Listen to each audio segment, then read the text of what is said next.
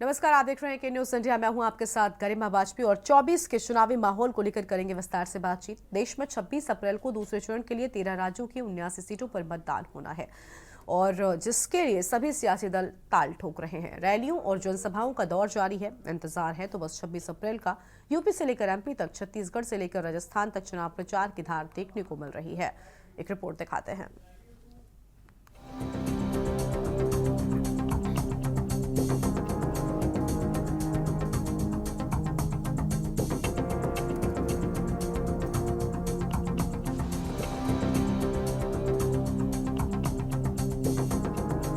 लोकसभा चुनाव प्रचार में दूसरे चरण का प्रचार जोरों पर है। यूपी से लेकर एमपी तक, राजस्थान से लेकर मध्य प्रदेश तक सियासी दल चुनावी दंगल में अपनी ताल ठोक रहे हैं। यूपी के सीएम योगी स्टार प्रचारक के तौर पर चुनाव मैदान में जोर लगा रहे हैं, तो वहीं पीएम मोदी भी डबल इंजन की तरह चुनाव प्रचार में जमकर ताल ठोक रहे हैं। पहले चरण के बाद यूपी सीएम योगी से लेकर उत्तराखंड के सीएम स्टार प्रचार के तौर पर अब दूसरे राज्यों का फोकस कर चुके हैं, तो वहीं विपक्ष भी अपनी तैयारियों में कोई कसर नहीं छोड़ रहे। राहुल गांधी और प्रियंका गांधी एमपी और छत्तीसगढ़ में चुनाव प्रचार को धार दे रहे हैं, तो वहीं यूपी में अखिलेश संग साझा रैलियों के जरिए बीजेपी को कड़ी टक्कर देने की पूरी जोर शोर से कोशिश में जुटे हैं। दूसरे चरण के चुनाव प्रचार में वार पलटवार का दौर जारी है। दूसरे चरण के चुनाव की बात करें तो दूसरा चरण सिर्फ यूपी, एमपी, छत्तीसगढ़ तक सीमित नहीं है। ऐसे में 26 अप्रैल को होने वाले चुनाव के सभी सियासी दलों ने अपना सब कुछ झोंक दिया है। बारी है तो बस मतदान की, जो 2 दिन बाद होगा। स्पेशल डेस्क, के न्यूज इंडिया।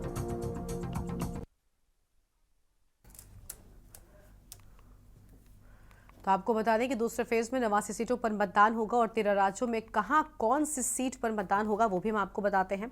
असम की बात कर ले तो 5 सीटों पर मतदान होगा। करीमगंज, सिलचर, मंगलदोई और नागांव, और इसके साथ ही कलियाबोर में भी मतदान होगा। दूसरे फेज में 89 सीटों पर मतदान होगा। यह हम जानकारी आपको हम बता रहे हैं।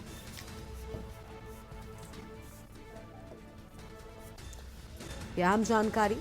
और कर्नाटक की बात करें तो कुल 14 सीटों पर वोटिंग हो रही है। रायचूर, बीदर, कोप्पल, इन सभी जगहों पर वोटिंग होगी। और इसके साथ ही आपको बता दें कि केरल में 20 सीटों पर मतदान होगा। मलप्पुरम, पोन्नानी, चलाकुडी, एर्नाकुलम और आलाप्पुझा, इन सभी जगहों पर मतदान होगा। मध्य प्रदेश की 7 सीटों पर वोटिंग होगी। होशंगाबाद, बैतूल, और महाराष्ट्र की बात करें तो 8 सीटों पर वोटिंग होगी।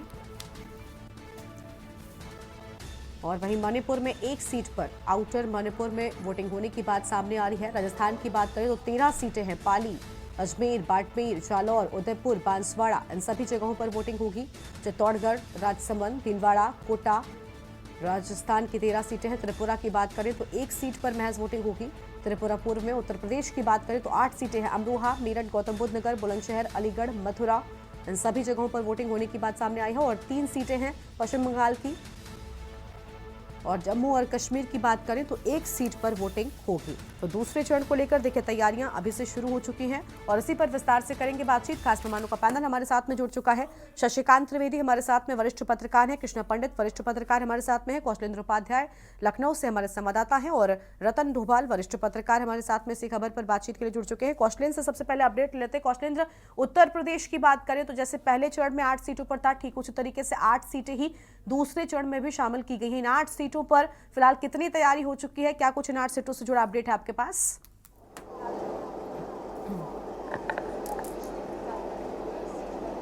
जी बिल्कुल, देखिए आपको बताएं कि उत्तर प्रदेश के जो दूसरे चरण के जो मतदान है वो पश्चिमी यूपी में ही है। अभी पहले चरण का मतदान हो गया है और दूसरे चरण की 2 तैयारी वहाँ पे देखिए सभी राजनीतिक पार्टियां सब अपना जो है सब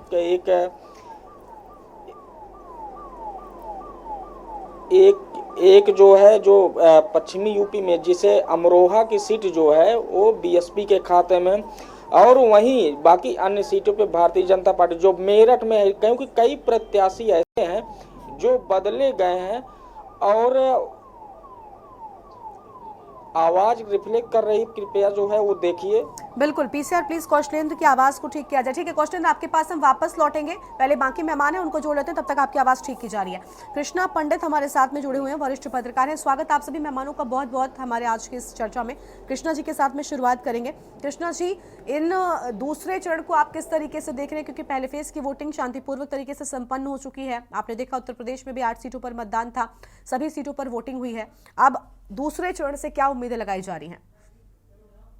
देखिए, दूसरे चरण के चुनाव बड़ा दिलचस्प होने जा रहा है। और जब खासकर यूपी की बात करेंगे तो जो भी चुनाव का क्षेत्र है वो पश्चिमी यूपी में है। अब हाँ। पश्चिमी यूपी में ऐसे जगह पे चुनाव है जहां कहीं न कहीं भाजपा की पिछला चुनाव बहुत कमजोर रहा है, पूरी तरीके से असफल रहे हैं लगभग ज्यादातर सीटों पे।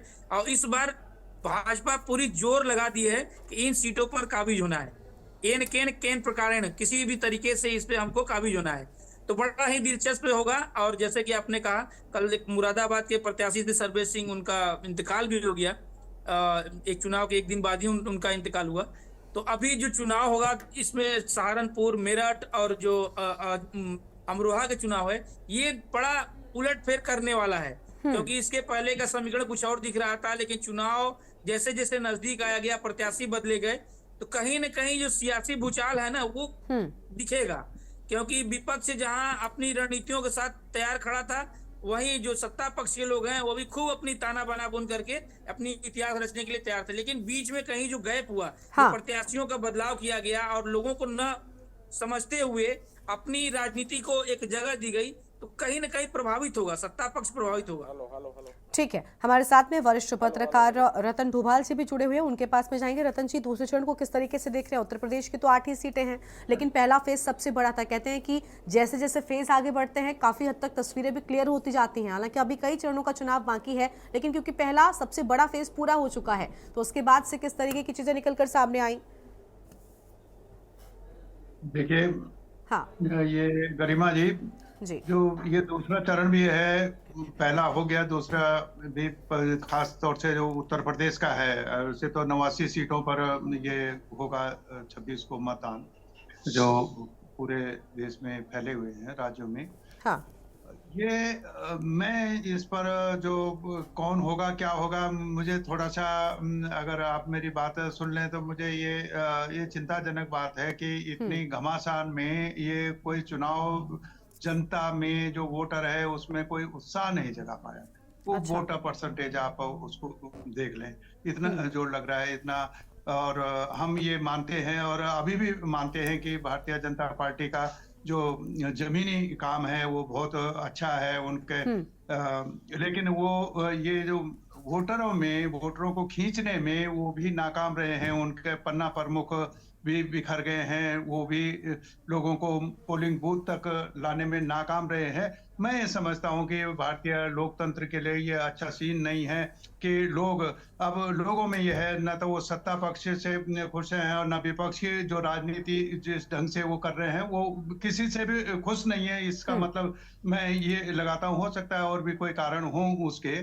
और अभी ऐसा भी नहीं है कि इतनी गर्मी भी नहीं है और मौसम भी अनुकूल है। और मैं ये कोशिश करूंगा इससे जो एक फेस हो गया है हमारा, इससे सारे राजनीतिक दल भी और जो कार्यकर्ता हैं वो इससे सबक सीखेंगे कि वो इस लोकतंत्र में लोगों की भागीदारी बढ़ाने के लिए सब प्रयास करेंगे, ताकि लोगों को लगे कि भाई हम लोकतांत्रिक व्यवस्था में है, एक एक वोट का अपना कीमत है, लोगों को परसेंटेज बढ़ना चाहिए। एक बात ये। दूसरा मैं ये कहना चाह रहा हूँ कि जो आपने भी कहा है कि भारतीय जनता पार्टी को निश्चित रूप से जो प्रधानमंत्री भी कह रहे हैं, सब कह रहे हैं 400 पार कर रहे हैं। मैं ये समझता हूँ कि 300 भी नहीं जा रहे हैं।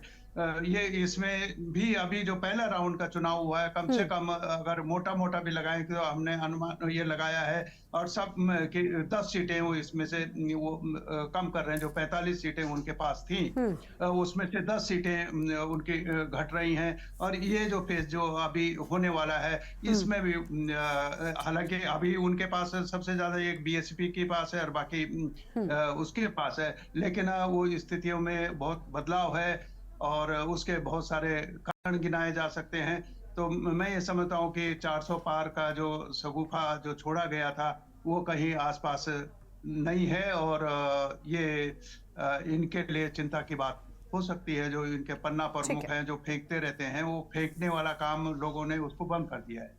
ठीक है, बिल्कुल। देखिए, आपने कहा कि 400 पार का जो नारा बीजेपी की ओर से दिया जा रहा है वो आपको नजर नहीं आ रहा है, कहीं ना कहीं शिगुफा सा लग रहा है, विपक्ष ये बातें हालांकि कह रहा है। ठीक है, एक और वरिष्ठ पत्रकार शशिकांत त्रिवेदी जी हमारे साथ में। स्वागत सर आपका भी के न्यूज इंडिया पर। शशिकांत जी, अभी जब राहुल गांधी से भी एक प्रेस कॉन्फ्रेंस में पूछा गया कि आप कितनी सीटें ला रहे हैं, तो उन्होंने इस सवाल का जवाब नहीं दिया। उन्होंने कहा मैं ये तो एज्यूम नहीं करता, लेकिन उन्होंने ये जरूर कहा कि बीजेपी जो 400 की बात कर रही है वो 150 पर सिमट रही है। तो ये कितना ठीक है? आपको लग रहा है कि क्या ये कहना ठीक है? क्योंकि खुद नहीं बता रहे हैं कि हम कितनी सीटों पर आ रहे हैं, लेकिन बीजेपी ने जो एक आंकड़ा, एक लक्ष्य अपना तय किया है, उस पे उनको पता है कि वो वहां तक नहीं पहुंचेंगे। वो राहुल गांधी खुद कितनी सीटों पर लड़ रहे हैं ये प्रश्न पूछना था ना पत्रकारों को। वो 250 सीट पर लड़ रहे हैं, तो वो 400 और 300 क्या, अगर मान लीजिए परीक्षा में 10 हाँ क्वेश्चन पेपर आने हैं और मैं 3 में अपियर होऊंगा, हाँ तो मैं पास कहाँ से होऊंगा? मेरे को तो फेल होना तय है ना। नहीं, लेकिन अगर गठबंधन अगर के मैं 10 लिहाज में से भी बैठूंगा, पूछा जाए तो अभी तो आप एक पूरा गठबंधन है ना, इंडिया अलायंस की बात होती है। अब राहुल गांधी से कौन पूछता है? अब तो इंडिया अलायंस के लिए पूछा जा रहा है, तो वहां तो सभी सीटों पर आप मुकाबले में है। गठबंधन जो सरकारें होती हैं, जो हमारे यहाँ कॉन्सेप्ट है, वो बहुत गलत कॉन्सेप्ट है। कारण हाँ। क्या है कि पार्टियों के गठबंधन होते हैं, वोट कैंडिडेट को मिलती है। तो क्या लोगों ने पार्टियों को वोट दिए हैं? ये सिस्टम जर्मनी में है। जर्मनी में क्या होता है, लोग पार्टी को भी वोट देते हैं। हर जो वोटर होता है हाँ वो कैंडिडेट को भी वोट देता है, एक वोट, और उसी दिन मतलब एक ही दिन 2 वोट देता है वो, और एक वोट वो पार्टी को देता है। फिर वो इतना कॉम्प्लेक्स सिस्टम है कि फिर पार्टियों के बिना कोalition के वहां सरकार अब तो बन ही नहीं सकती, संभव ही नहीं। तो हमारे मतलब जो बहुत जो चिंतक विचारक लोग हैं, हमारा जुडिशरी है, हमारा ब्यूरोक्रेसी है, हमारे पॉलिटिशियंस है, उनको बैठ करके ये तय करना चाहिए कि कितनी मतलब विचित्र स्थिति होती है कि लोग वोट देते हैं कैंडिडेट को और पार्टियां गठबंधन कर लेती हैं। तो क्या लोगों ने, मान लीजिए कोई राहुल गांधी को वोट दे रहा है, उसे आपने बताया, पूछा उन्होंने मतदाता से कि मैं फला पार्टी से गठबंधन कर लूं? हमें मालूम ही नहीं कि कांग्रेस पार्टी किससे गठबंधन करने जा रही, कौन कौन से गठबंधन है, कौन कौन से नहीं है। तो मेरा जो वोट राहुल गांधी को जाएगा, अगर आप मान लें, मगर मान लीजिए मैं देना चाह रहा हूँ, तो मैं क्या, वो मेरे पास कोई सूची रहती है वहां पर सामने कि इनका इनसे गठबंधन है? मतलब वहां तो केवल कांग्रेस लिखा रहता है, उसके नीचे ब्रैकेट में लिखा रहता है कि इन पार्टियों को भी आप वोट दे रहे हैं, साथ में दे रहे हैं। तो हमारे यहाँ ये बहुत ही कहना चाहिए एक अनजस्टिस है वोटर्स के साथ।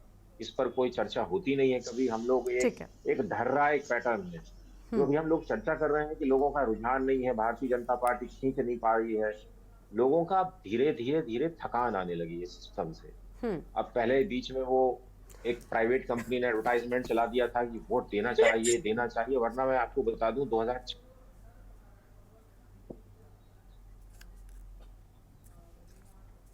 चाहता है। दूसरी को भी संकट है हमारे सामने। अभी वेदरमैन का प्रेडिक्शन है, अभी तो खैर मौसम अच्छा है, लेकिन इस बार शनिवार को और शुक्रवार को बहुत प्रचंड गर्मी पड़ने वाली है। भोपाल का टेम्परेचर 45-46 है, जो फील होगा करीब 47 था।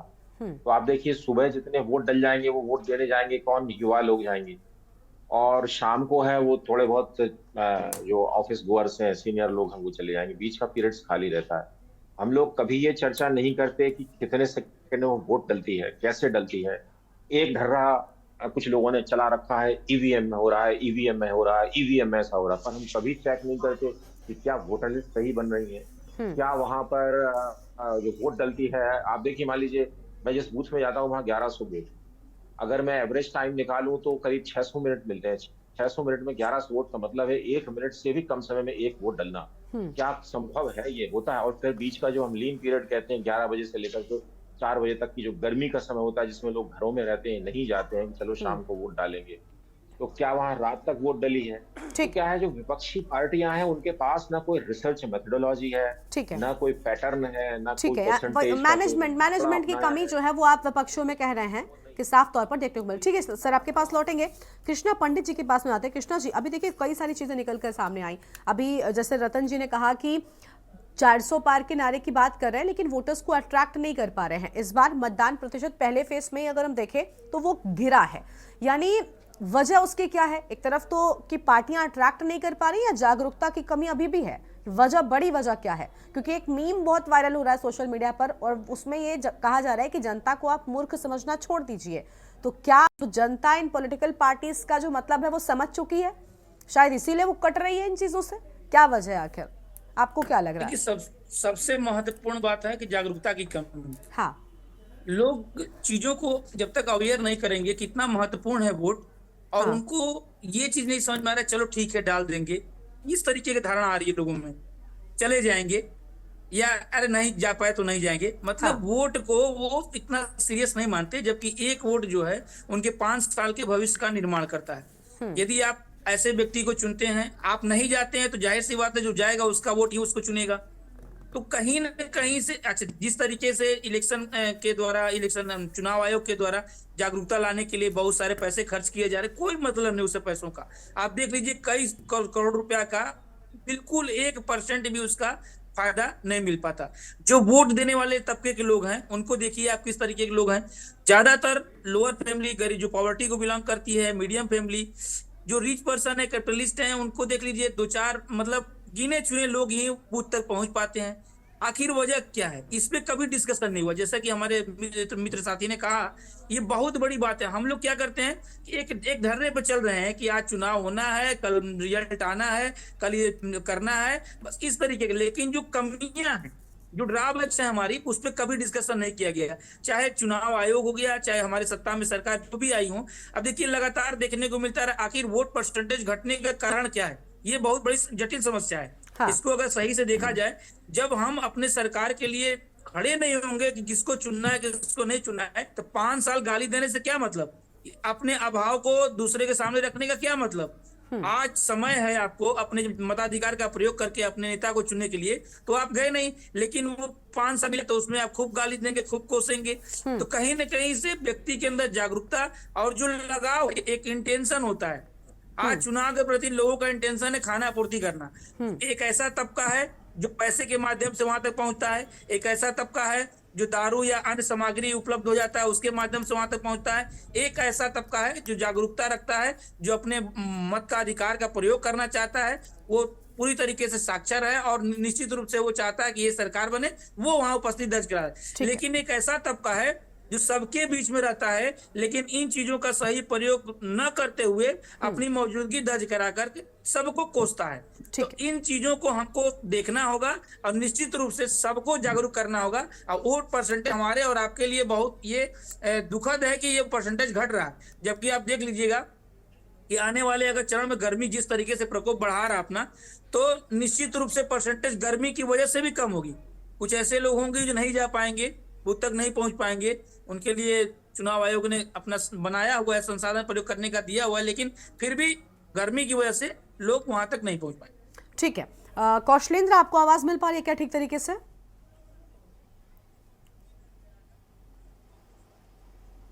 जी आ रही है। बिल्कुल कौशलेंद्र, यूपी की 8 सीटों की बात करें तो फिलहाल किस तरीके की तैयारियां हैं 8 सीटों को लेकर? दूसरे चरण के लिहाज से क्या अपडेट है आपके पास?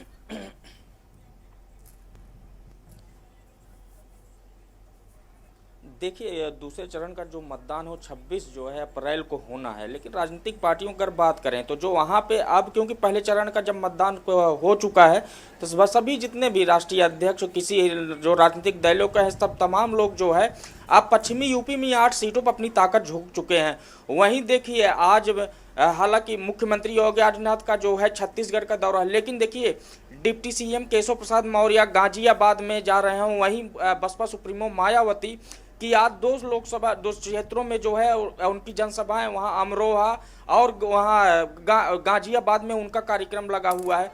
बाकी जो और भी स्टार प्रचारक हैं सभी लोगों, चाहे वो अखिलेश यादव हो या राहुल गांधी हो, प्रियंका गांधी वाड्रा हो, तमाम लोग अभी इन सीटों पे, अभी देखिए कल जो रैली हुई जो है, जो इंडिया गठबंधन कोई या भारतीय जनता पार्टी के जो जितने भी नेता हो, तमाम लोग जो है इस समय 8 सीटों पे जो है अपनी पूरी ताकत झोंक चुके हैं। इन 8 सीटों में आपको बताएं कि जो है सिर्फ अमरोहा की जो सीट थी वो 2019 के इलेक्शन में वो जो है बसपा के खाते में गई थी। बाकी 7 सीटों पे भारतीय जनता पार्टी का ही कब्जा। लेकिन एक नया जो है समीकरण अगर देखिए तो इन कई सीटों पे, हालांकि राजनीतिक जो विपक्ष की पार्टियां इंडिया गठबंधन या बसपा के, उनके सभी प्रत्याशी कहीं न कहीं बदले गए हैं। लेकिन भारतीय जनता पार्टी भी जो है गाजियाबाद और वहीं मेरठ की देखिए उन प्रत्याशियों को बदल दिया है। अब जो है ये देखना है कि जो बदले गए प्रत्याशी उनका समीकरण क्या है। बाकी अगर पश्चिमी यूपी में देखिए जो आज हेमा मालिनी जो मथुरा से सांसद हैं, उसी सीट से जो है जयंत चौधरी चुनाव लड़े थे, वो चुनाव हार गए थे, लेकिन अब उन्हीं की जो है देखिए कल मंच पे उन्हीं का प्रचार करते हुए नजर आए। तो आरएलडी का जो गठबंधन भारतीय जनता पार्टी के साथ एनडीए में शामिल हुआ है, उसका भी क्या समीकरण होगा, वो भी वहां पे प्रचार पूरी तरह पश्चिमी यूपी में जो आरएलडी का जो एक वोट बैंक है वहां पे जो है वो अपनी पूरी एक्सरसाइज कर रहे हैं और पश्चिमी यूपी में वो अपनी पूरी मेहनत कर रहे हैं। भारतीय जनता पार्टी एनडीए के जो प्रत्याशी उनके प्रचार प्रसार में सब जुट गए हैं।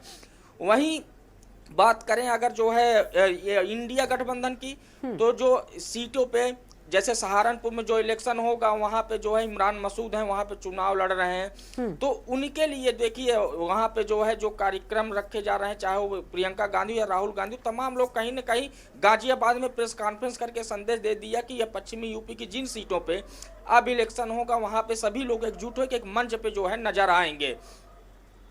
ठीक है, ठीक है कौशल, लौटेंगे आपके पास। हमारे साथ में रतन जी लगातार बने हुए। रतन जी देखिए, यूपी की 8 सीटों को लेकर हमने बात की, अगर यूपी के लिहाज से ही बात करें, आगे बढ़ाएं, तो अब तो सब चुनाव प्रचार में है। राहुल गांधी भी अखिलेश यादव के साथ में साझा प्रेस कॉन्फ्रेंस कर रहे हैं, प्रियंका गांधी भी उनके साथ में नजर आ रही हैं, मायावती जी की भी रैलियां जो हैं वो शुरू हो चुकी हैं।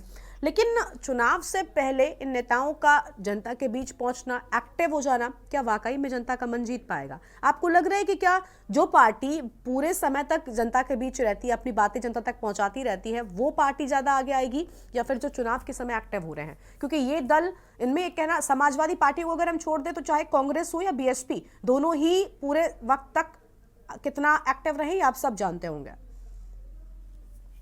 देखिए गरिमा जी, मैं कह रहा था और एक साथी ने वो ठीक कहा कि जो लोकतंत्र व्यवस्था, एक तो ये हो गया है चल लोगों में कि यार छोड़िए ये कि थाली के चट्टे बट्टे हैं सब। हाँ।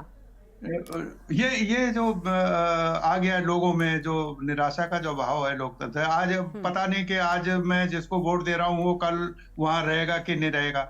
अब ये टिकटों में आप देख लीजिए किस तरह से पाला बदल वगैरह हुए हैं, कल जिस पार्टी में था आज दूसरी में टिकट ले रहा है, कल वो वहां रहेगा कि नहीं रहेगा।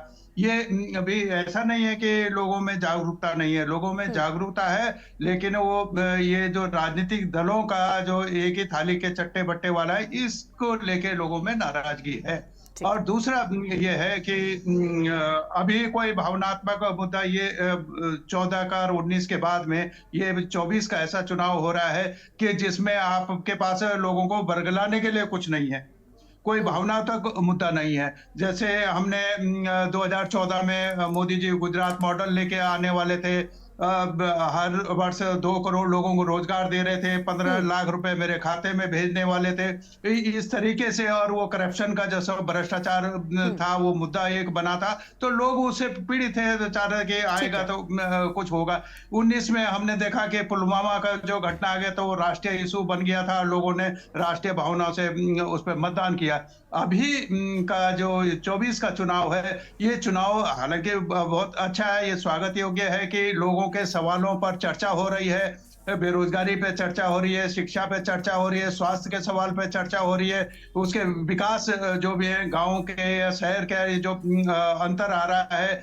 जो खेती का सवाल है उस पर चर्चा हो रही है, जो किसानों का हुआ है, जो बुलडोजर चले हैं उस पर भी सवाल हो रहे, ये भी सवाल है अपने आप में, ये अच्छा है। लेकिन वो उत्साह जो लोगों को मतदान के रूप में प्रवृत्त होना चाहिए वो नहीं हो रहा है। मैं तो क्योंकि मुझे मेरी उम्र भी हो गई है, देखते हुए मुझे इससे होता है कि हम लोग जैसे पूरे लाइन लग जाते, घंटों घंटों धूप में और प्यासे और खड़े रहते थे, वो कहीं देखने। और बहुत सारे रात को 10-10 बजे तक मतदान होते थे, 5 बजे का समय होता था, जो अंदर चला गया भीड़ उसको 10 बजे तक मतदान वगैरह करा जाए। ये कुछ नहीं हो रहा है, ये हमारे भारतीय लोकतंत्र के लिए खतरनाक सीन है, अच्छा सीन नहीं है, और ये राजनीतिक दलों की जिम्मेदारी है। बिल्कुल, राजनीतिक दलों की जिम्मेदारी है कि जनता को लेकर कहीं ना कहीं जनता के मन में भी वोट की अहमियत जो है वो जरूर होनी चाहिए। शशिकांत द्विवेदी जी के पास में जाएंगे। ठीक है रतन जी, आपके पास लौटेंगे।